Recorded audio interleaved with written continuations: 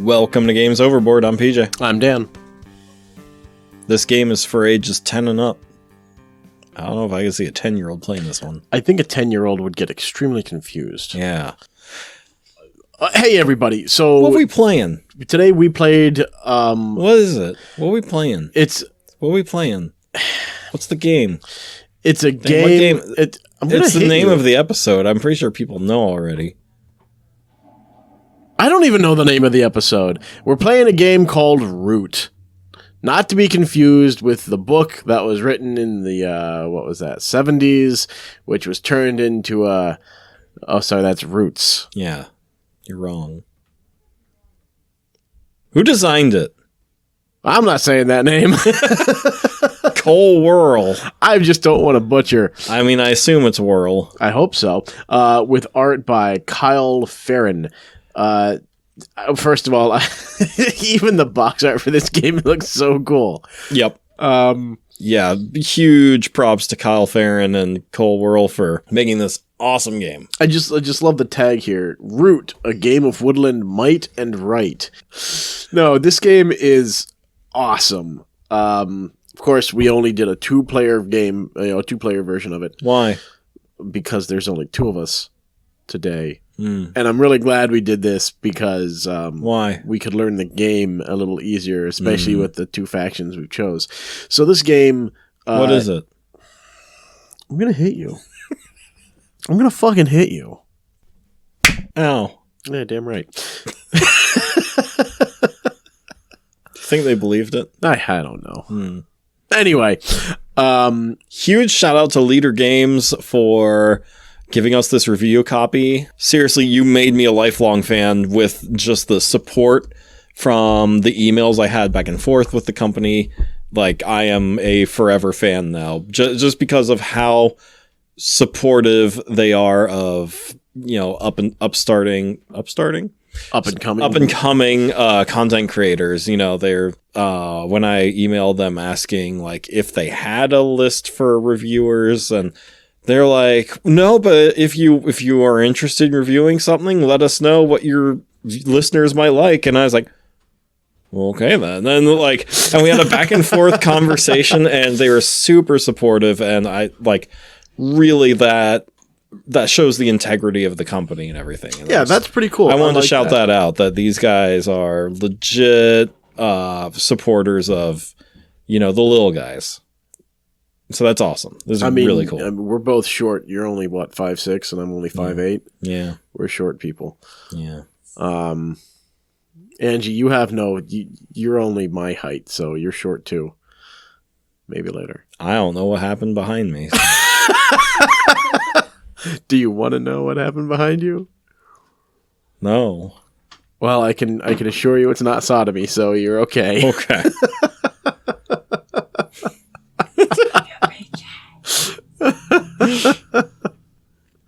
Anyway, let's get to the game. I'm glad this chair doesn't have an open back. Oh, we'll make it. So, I talked about this game a couple times. Yes, in previous episodes. I'm really glad that we got to play this. Now, before, did you actually look at the rules, or did you just kind of? I have it on an app, but I can never keep my interest. I can never just stick with a board game when it's app form. I understand that it can get a little tedious. Yeah, and especially with the app, it starts you off with Marquis de Cat. You're not gonna mute me. You're just gonna let me do this. We're doing the cheese thing again.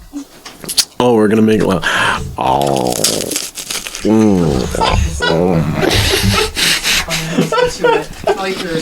Oh no!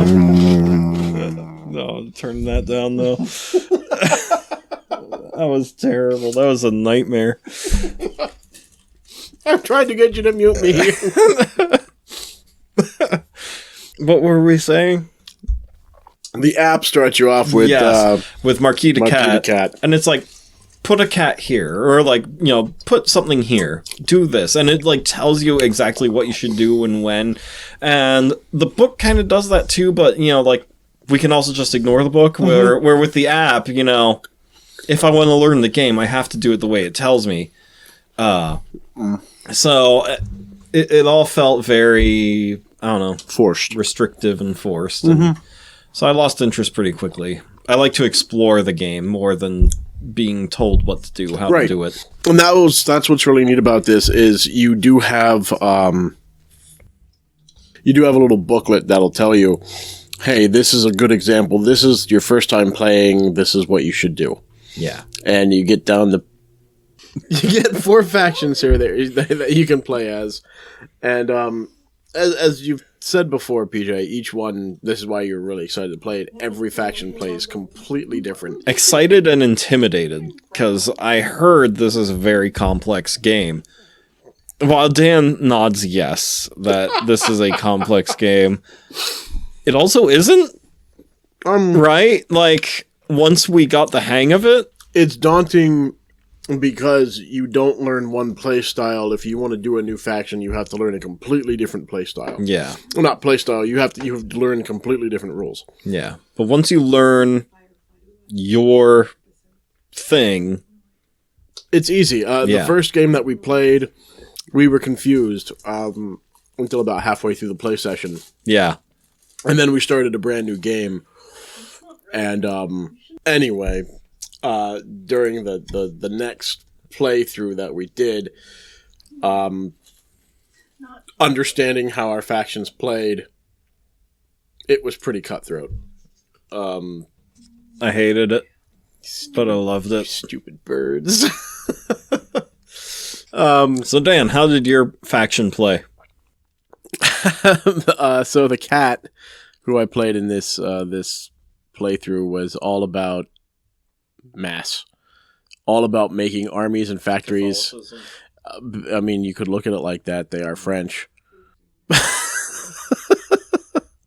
Oh, it's all about industrialization and basically destroying the forest for the woodland creatures. Yep. Because cats are assholes. Yep. That's basically what it comes down to.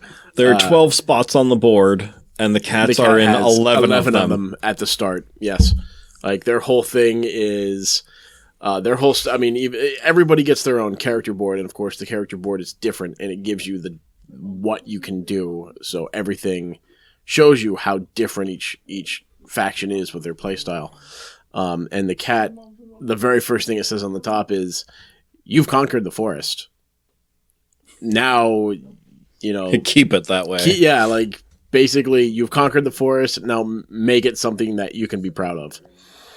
So just develop and destroy, and that's the way that you win with the cat.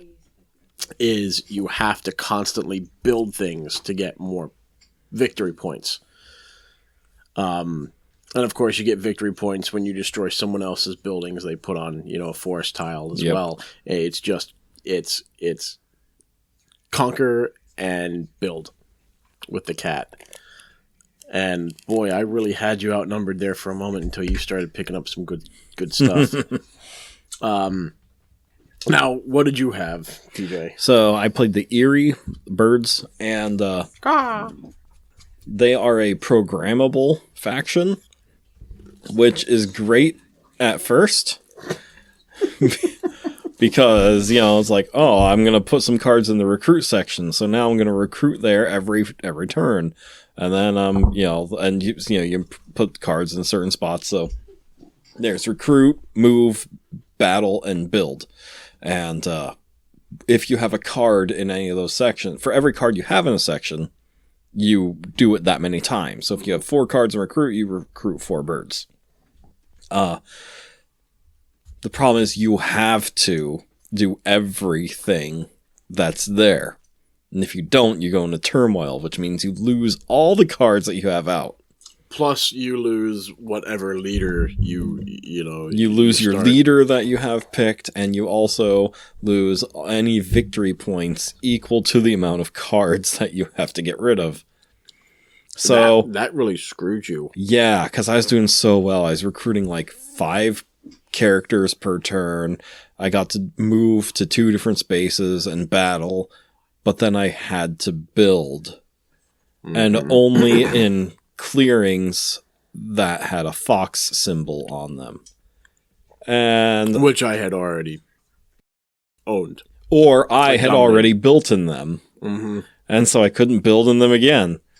And so it threw me into such disarray so many times because of it. It destroyed you. So, yeah. I mean, we could go on and talk for hours about just how this game plays. So let's talk about components. Our components. These components are really nice. They are made out of wood. Yep. Screen printed meeples. Yep. Yeah, meeples. But the designs are so cool. They're great.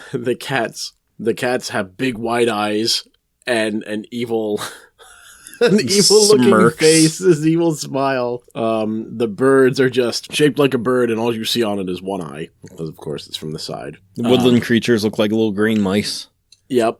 And then you've got the vagabond, and if you play as the vagabond, you don't have an army. You're literally one little character. Yep. Your little raccoon running around the map. I want to be the vagabond so badly. I want to try. I want to try some of the other. I want to try them all. Factions next.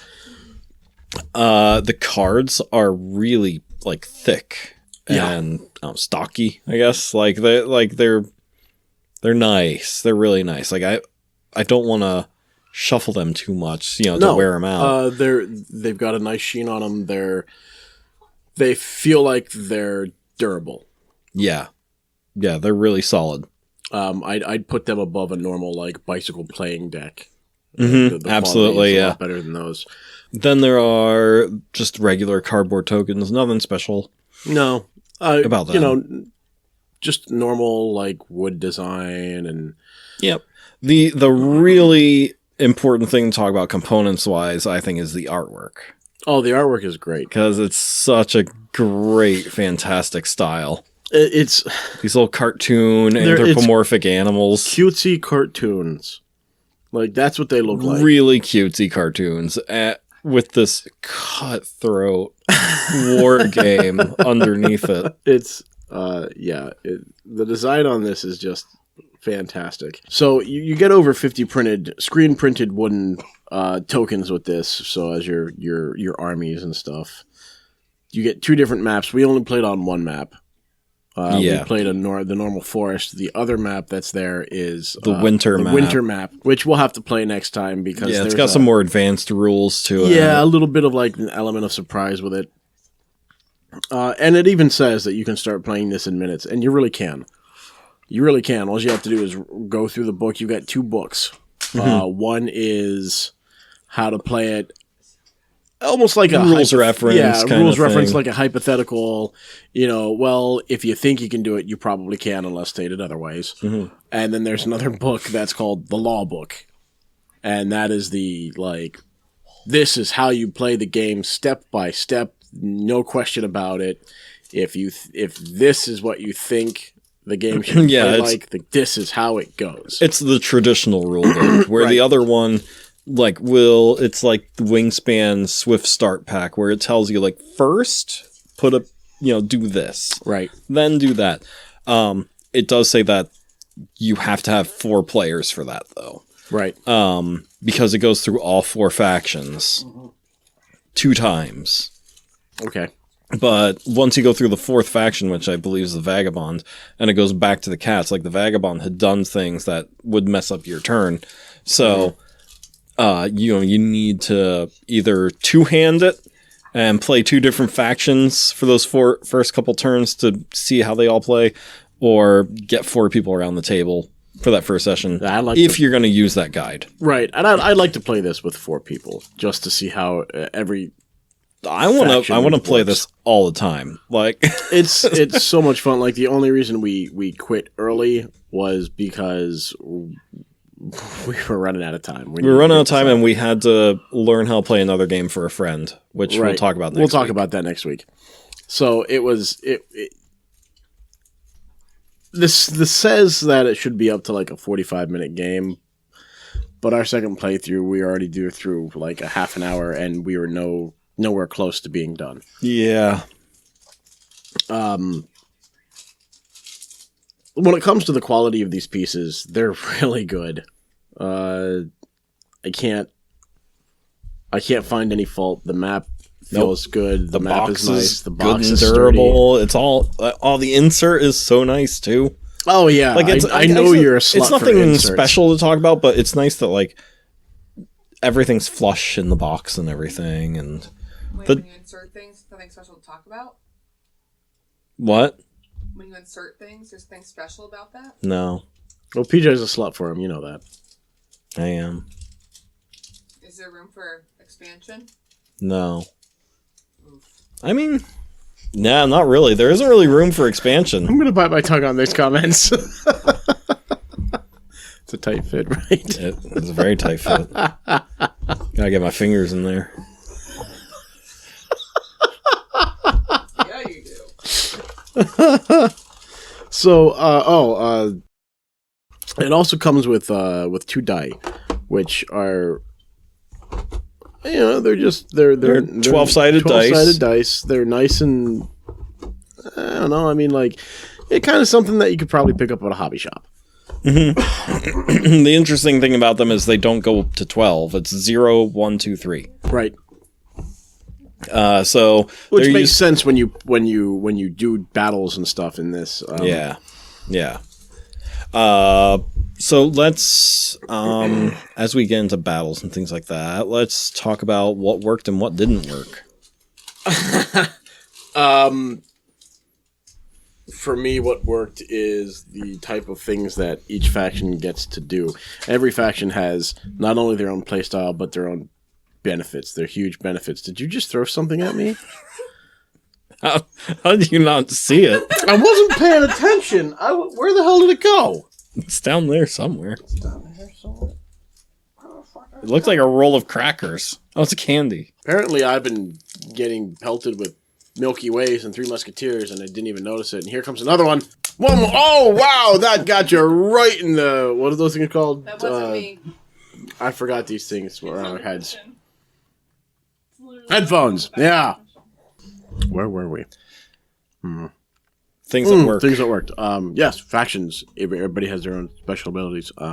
So for the cats, they have this ability where if you lose a battle, and as any faction, if you lose a battle, and this is mainly for the 2 that we played. Mm-hmm. Maybe even the woodland creatures. We'll have to figure that out when we play them because they're more of like resistance and guerrilla fighters. Yeah. But as you play and you lose, you lose people, they go back in your pool. And if you want them again, you have to recruit them. Well, the cats have their own system. They have to have recruitment areas put up. So you can be strategic and put recruitment centers at key points that you need to take or that will connect you to a spot that's highly valued. Yeah, in the Erie, you have to have roosts established. So as the cats, what you can do, a special ability they have is if you lose part of your army, instead of losing them and putting them back in your pool, what you can do is if you have a card that matches the type of burrow you're in, so like we got mice and rabbits and fox and everything. If you have a card that matches that, you can throw that down from your hand. You can discard that. And what that will do is saves your troops. And instead of having to go through the hassle of getting all of them, recruiting so many of them back, because one recruitment's one turn, is they go back to your home base. So all you have to do then is just take a turn to move them so you still have them back, but it will cost you a card from your hand. So it's a give and take there. I found that very useful, especially in the later stage of the game. But the way that the rules complement each other, I thought were great. I mean, these guys really did everything they could to make sure that nobody is overpowered, everything is balanced. They even have a little chart, well, not a chart, but a little guide in the book to say, like, if you're a beginner player, you play as the 2 factions we did, the birds and the cats. If you want to try this faction against this faction, it'll give you this, a different kind of feel for the game. So it really makes every playthrough that unique, and for that, like, that's awesome for me. That works really, really well. Yeah. The big thing that works is the player boards. Oh, the player boards are phenomenal.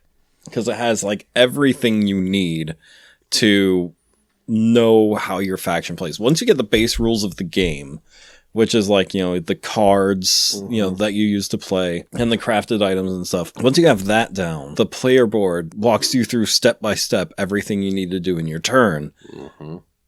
And it's all lined up so nicely, and even for the birds, like, if you fall into turmoil. Let me go back to one thing that really did work, I thought was so cool, that nobody else I've seen do so far, is every faction gets 4 different cards that tell that faction what they do, and every player gets the opposing faction's card so they know how they play. So you can look back at it and go, well, wait a minute, why did that? Oh, shit. This is why they're doing X, Y, and Z. This is their goals. This is what they need to do. So that's really cool that you have that as well, so you can... They do everything in their power to make this game easy to digest. And it is. I think it's one of the easiest games we've played after the quick hurdle we went through. Which is, bizarre considering, like, it's a steep learning curve, and then once you get it, it is one of the easiest games to play. Yeah. It's So what didn't work for you, PJ? I mean, probably just that initial learning curve and us just kind of looking at everything and trying to figure it out. Trying to piece it together. By the way, I love that constipated face that you had there. Just the hardest thing for me, and I'm still not sure if we did it right, is the crafting cards. Like, for the Eerie especially, like, the ones I put in my decree, as it's called, the lineup of cards that we use to play, can I craft those cards before I assume when I use them as crafting, I can't put them in the decree. You know, they just get discarded. Because that's how we played it. But am I doing it wrong? Like, do I use them to craft and then I can put them in I'm not the decree? So, and that's something that wasn't very clear. That was the only thing that didn't work for me, is I'm not sure how crafting works. Right. Cole and Kyle, if you guys could, like, enlighten us on that, just to make things a little more... I'll have to look it up. I'll have to Google it later.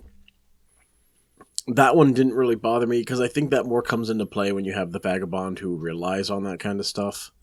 Yeah, because we didn't have the vagabond, I also ignored it, but a couple times I was like, I could use a victory point, so I just tossed them out and grabbed that. So, yeah, I mean, that was the only thing. I wouldn't say didn't work for me, but was unclear for me. Yeah, but in terms of, like, because really, like, nothing really doesn't work, quote unquote, for this game. Right. So we have to nitpick, and if I had to nitpick, that would be my gripe with it. It's a small gripe, but that's the only real negative that I have with this game. Oh yeah, it's just everything else on this game is just fantastic. The rules for everybody else, you know, except for that little snafu we had. I mean, once you can see it in action, which is great because they give that to you in the rule book. Hey, take a look at this. This would be your first action. Do something like this. Yeah, they literally spell it out for you. And once you get it, you go, oh, okay. Well, I need this to get points. This is the only way I can get technically points. Every rule book spells it out for you. Oh, PJ, I'm gonna punch you. Can we get some more candy over here? Just toss it at PJ's noggin. I said PJ's not my... That hit me too! I'm sorry! You better be. Alright, there it goes. Yeah, man. Kind of got me pretty good on the forehead. Stung. Oh my gosh! Did I hit anyone? I know, but she's going to toss it back. Be careful. She might, like, hurl it at you or something. favorite moments of our 2 games that we played. Amassing a large army and just storming through until you decided to take me down. Mine was definitely what was it? When I first was able to spread out and just started recruiting everywhere, and your face, like this it dread, pissed me off. this dread. Where the hell do you get all those damn birds?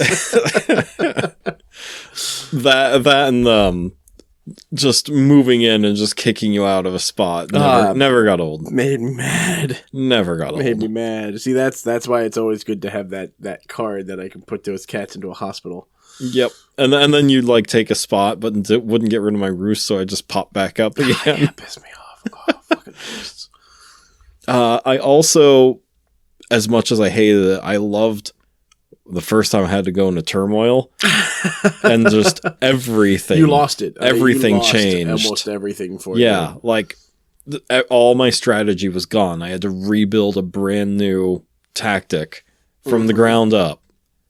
And that was just, it was really brain burny and really interesting. Like nothing like I've ever seen before in a game. Yeah, and I'm really curious to see how the villagers or The Woodland Alliance. Woodland Alliance, that's what they're called. The Woodland Alliance. I'm really curious to see how they play out. Yeah. Because I just love the fact that you basically have, if you want to get all cutesy with it, it's Robin Hood and his band of merry men. But if you want to get realistic with it, they're guerrilla fighters. Yeah, right.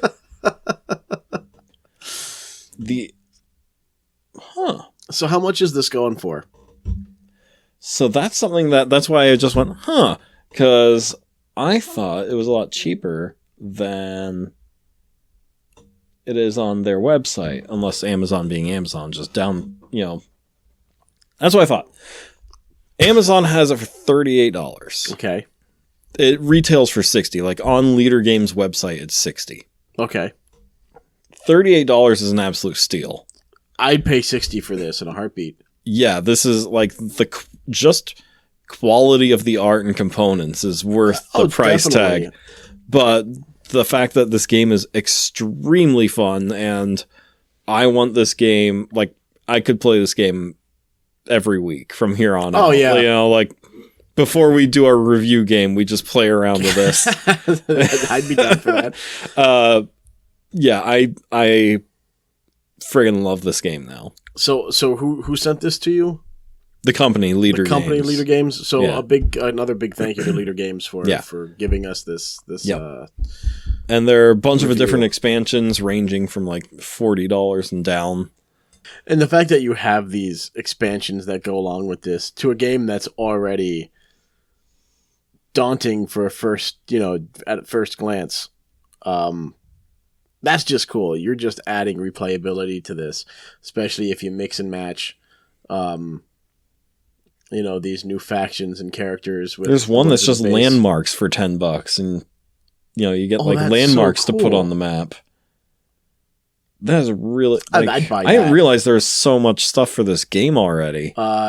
So we need to build you a bigger table, one, and we need to get some of those packs. Oh, absolutely. Luckily, the map isn't dauntingly huge like some other games we've played, like Gloomhaven or Frosthaven. Yep. Or even, it's about. It's about the size of a Risk map, maybe a little smaller. Yeah. And that's another thing I want to say. This is this game is Risk, but at an advanced level. Yeah. Yeah. Oh my god. If you're looking for a game to replace Risk, This is it. this is the game. This is it. This is great components. Great, like the tactics are there, the reinforcing troops and moving them around the map and Yep. area control. It's all there, but you're just in an isolated area. You're in the forest, and your little woodland critters, that's right. and it's just fantastic. Oh, you have any other? No, Any other things to say? The only thing I can say is, would I recommend it? Definitely. Yeah, $38. Like, I'm not a Get fan this of game. Amazon, but so yeah, 60 if you go straight from the developer. I mean, I'd get it straight from the developer. Yeah, or even Cool Stuff Inc. Let's see what Cool Stuff, because they're an excellent middle person here. Yeah, Cool Stuff Inc. has it for 48. 48. Yep. Okay. And Miniature Market has it for 48. So, All right. yeah. Like, all those prices are great deals for this game. I mean, that's fair. I mean, come on, we pay more for video games anymore.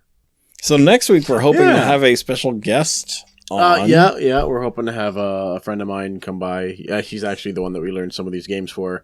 Yeah, We're we hoping learned that- 2 games. We'll talk about both of them next Hopefully. week, hopefully. Hopefully.